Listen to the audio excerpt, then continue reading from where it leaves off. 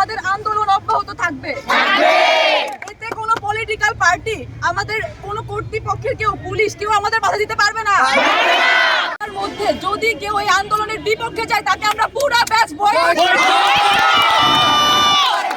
আমার সোনার বাংলায় মেধা মেধা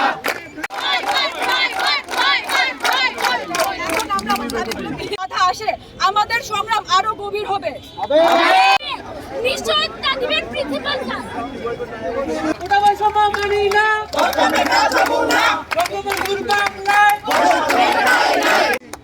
পুরো বাংলাদেশের সব শিক্ষা প্রতিষ্ঠানের সাথে সমন্বয় করে আমরা আমাদের কর্মসূচি পালন করব পরবর্তী